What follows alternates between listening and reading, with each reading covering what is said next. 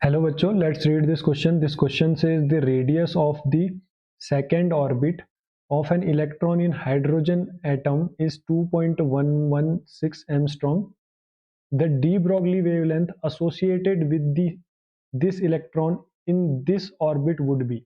तो हमें इस क्वेश्चन में क्या दिया गया है कि जो रेडियस है सेकेंड ऑर्बिट ऑफ इलेक्ट्रॉन की हाइड्रोजन एटम में वो है 2.116 एंगस्ट्रॉम। हमें क्या बताना है, de Broglie wavelength associated with this electron in this orbit हमको बताना है। तो इस क्वेश्चन का जो की कॉन्सेप्ट है वो है Bohr's theory for hydrogen atom. तो Bohr's theory of hydrogen atom क्या कहता है, जो हमारा इलेक्ट्रॉन होगा वो केवल उन ऑर्बिट में मूव करता है जिनका कि एंगुलर मोमेंटम जो होता है NH/2π का इंटीग्रल मल्टीपल ऑफ H/2π होता है।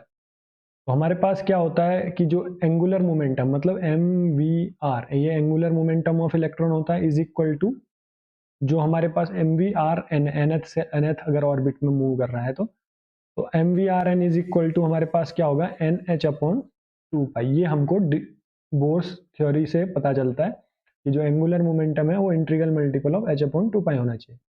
तो अगर हम यहाँ से देखें MV इज इक्वल टू हमको यहाँ से क्या मिलेगा, NH/2π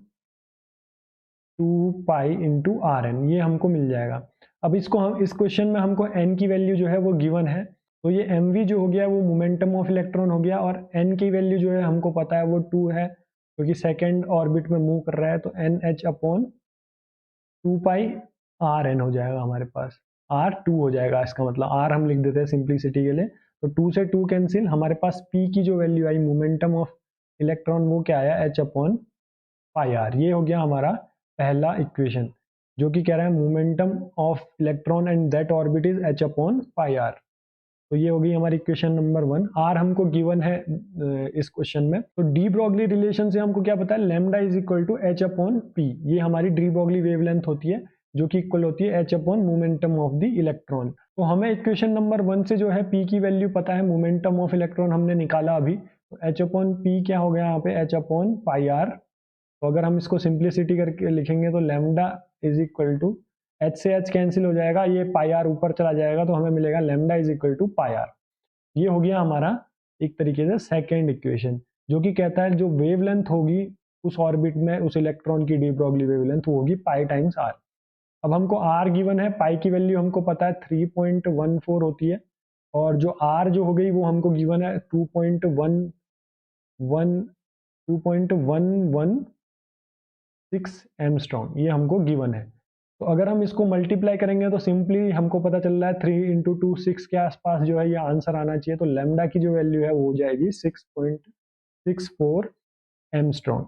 तो इस क्वेश्चन का जो करेक्ट आंसर हो गया वो हो गया लैम्डा, जो डी ब्रॉगली वेवलेंथ होगी इस इलेक्ट्रॉन की सेकेंड ऑर्बिट में वो कितनी होगी, 6.64 एमस्ट्रॉन्ग होनी चाहिए। ये हमारी होगी थर्ड इक्वेशन।